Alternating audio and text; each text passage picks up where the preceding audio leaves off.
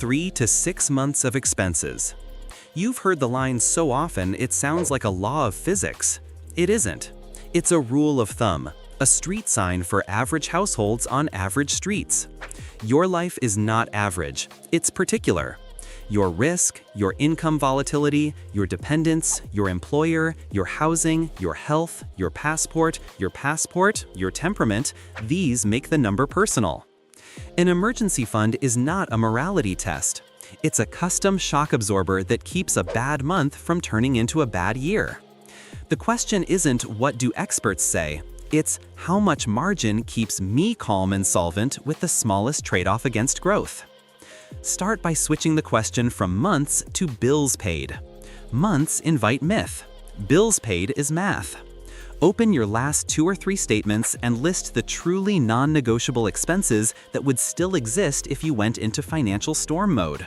Rent or mortgage, utilities, phone and internet, transport to keep earning, minimum debt payments, groceries that feed you without theater, insurance premiums, childcare contracts, pet basics, essential medical costs. This is your survival budget. It's smaller than your normal month because dinners out, gifts, upgrades, travel, and we deserve it expenses disappear until the storm passes. Total that survival budget. That number, not your aspirational lifestyle, is the unit your emergency fund should cover. Now build a risk grid. The more of these statements are true, the longer your cushion should be. Your income fluctuates monthly or depends on commissions, tips, freelancing, or seasonality. You're the sole earner, or your partner's income is correlated with yours. Same industry, same business cycle. You have dependents, chronic health needs, or family abroad you may need to help on short notice. You rent from a small landlord or own an older home where repairs are your problem. You're in a one-employer town, a visa-dependent job, or an industry that can freeze hiring for seasons. Your country's social safety net pays slowly or modestly, and health costs can spike between jobs. You sleep better when you can say, we could pay bills for X months without income. The fewer of those fit you, the closer to 3 months you can live. The more of them fit, the closer to 9 to 12 months you should aim. People argue about opportunity cost of cash. Consider the opportunity cost of panic. Selling investments low, taking the wrong job, paying fees and interest, fighting about money. Calm is a yield. It doesn't appear on your brokerage statement. It shows up in your decisions. But what exactly is the number? Use tiers, not a cliff. Tier 1 covers 1 month of your survival budget in a checking or high-yield savings account you can reach today. This is for burst pipes, vet bills, deductibles, travel to family emergencies, the I lost my job Friday weekend before unemployment benefits start. Tier 2 raises you to 3 months in high-yield savings or a money market fund, the default target for 2-income salaried households in stable industries. Tier 3 pushes you to 6 months if your income is variable, you're self-employed, or you have children.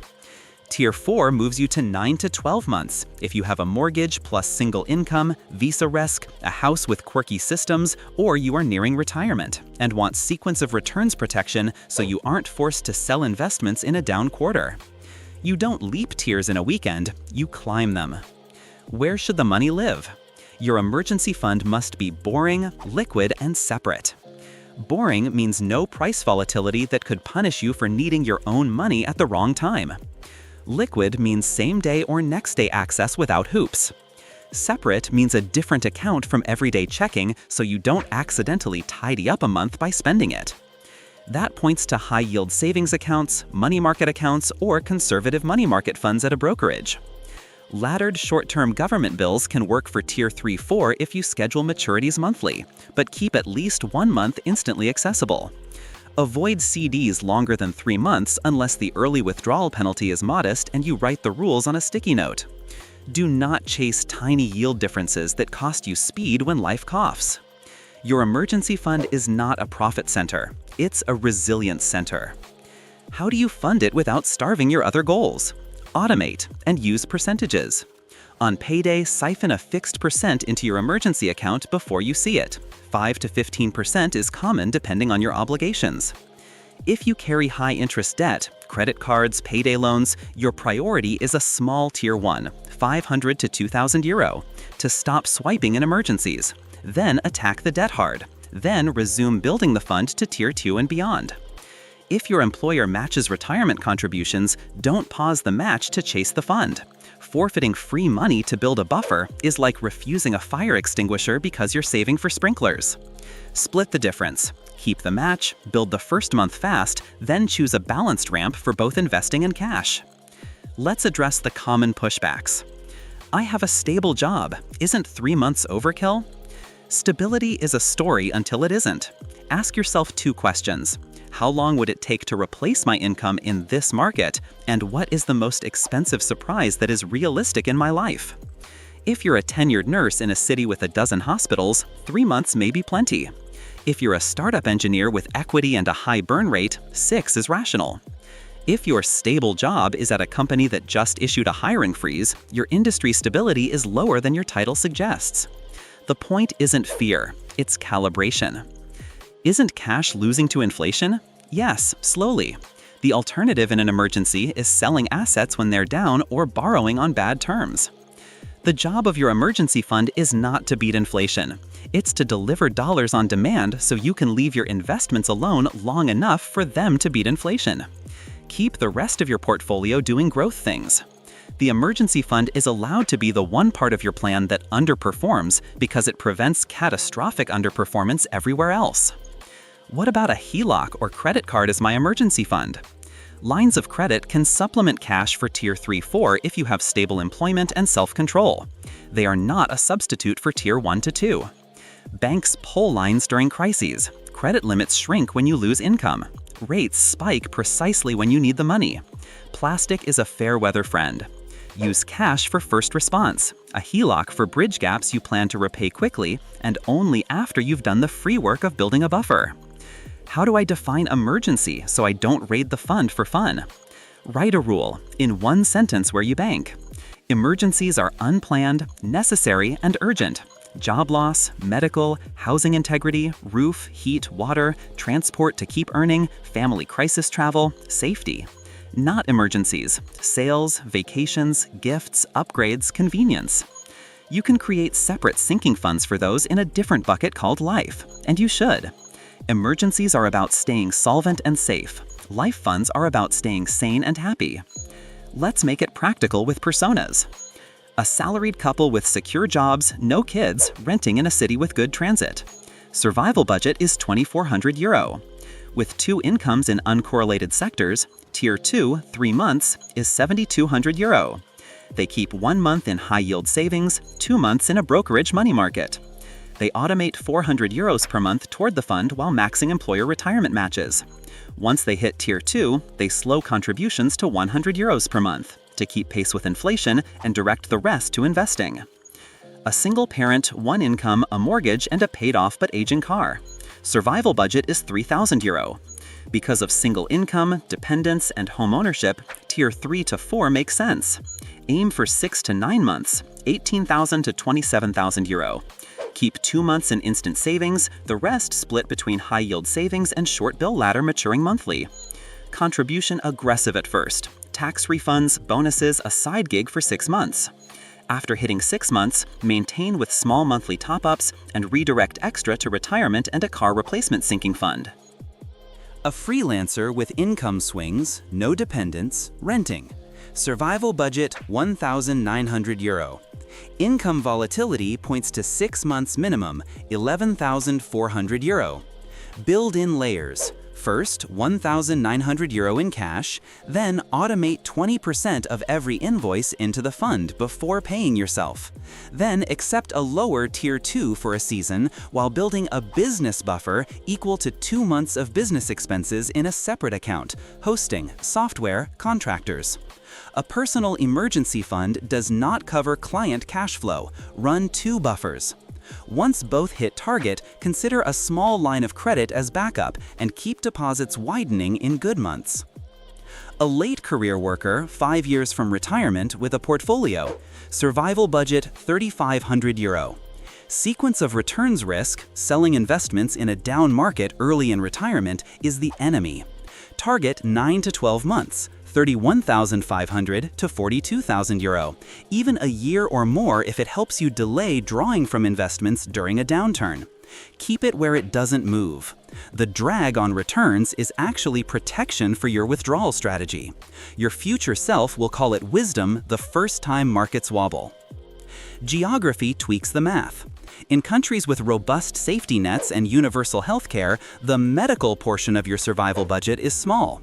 Job loss benefits arrive quicker. Your months can be fewer if your industry is healthy.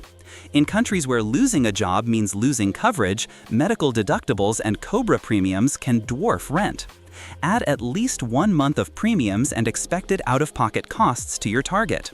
If you live in a place with frequent climate events, fires, floods, storms, add a go-bag budget, hotel nights, fuel, food, pet boarding. Emergencies there are frequent enough to be predictable. Fund the pattern, not the surprise. Behavior makes or breaks this more than spreadsheets.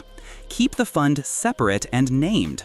Nickname the account Emergency Do Not Touch in your banking app. Put a short note in your phone with the rules and your current target. Turn on a monthly notification with the balance so your brain remembers you're safer than your headlines. Celebrate thresholds: first 1,000, first month, first 3 months. Tell someone you trust when you hit a tier. Make it a story. We can pay every bill for 90 days with no income. That sentence is power. Power helps you say no to a bad offer and yes to the right one that takes a month longer. What if the emergency arrives before you're ready? Use the fund first. Then, if needed, pull the smallest, cheapest lever that solves the actual problem. Negotiate medical bills, ask for cash pay discount, itemized bills, and a zero-interest payment plan. Ask your utility or lender for forbearance before you miss a payment. Sell unused items that don't change your life. Reduce fixed costs that you won't miss: subscriptions, insurance shopping, phone plans. Only then consider higher cost options like a 0% intro APR balance transfer with a payoff plan written down. Emergencies are not the moment to punish yourself. They're the moment to protect your future self from debt that lingers after the storm clears. After the emergency, rebuild with rules. If you tapped 1 month, restore that month before resuming upgrades. If the emergency revealed a blind spot, an appliance you should have replaced, a car that needs consistent maintenance, a job that isn't as stable as you believed, address the cause so the fund isn't your only plan. A fund is a parachute. You still need to fix the plane. Let's acknowledge the opportunity cost whisper again. Cash earns less than markets. True. But the emergency fund lets the rest of your capital stay invested through volatility instead of being harvested at a discount. Consider it a fee for staying in the game. If you truly cannot stand idle cash beyond Tier 2, split Tier 3-4 into a barbell. Half in very safe, half in a short conservative bond fund you accept might wiggle. Then write the policy that you won't chase yield with this bucket. Don't outsmart your own oxygen mask. Edge cases matter. If you co-own a business with payroll responsibility, your personal emergency fund must assume that in a crisis, you'll protect the business first. Increase your target or set a parallel payroll buffer at the business level. If you're supporting family abroad, add a family aid sub-bucket with a cap per year that you fund intentionally so help doesn't break your own system. If you live on commission with high upside, consider a lean season account you refill especially aggressively after fat months. Your worst decisions happen when you go from feast to famine without a buffer. How do you start this week? Make it easy enough to survive your next tired Friday. Open the separate account today. Move 200 to 500 euro as seed money, whatever doesn't create stress. Set a 5 to 10% autopilot from your next paycheck. Rename the account. Write your 1-sentence emergency rule. Make a list of 3 easy wins to feed it in the first month. Sell 1 item, skip 2 takeouts, cancel 1 subscription. Put a sticky note on your card. Emergency does not sail. Put another on your fridge. We already pay future us every payday.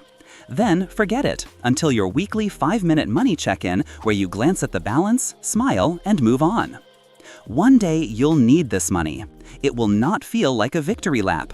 It will feel like a deep breath. The car will die and you'll write a check without calling 3 people in embarrassment. A job will end and you'll say no thanks to a role that pays less than you're worth because you can afford to wait 6 weeks for a better fit. A loved one will need you and you'll buy a ticket without debt.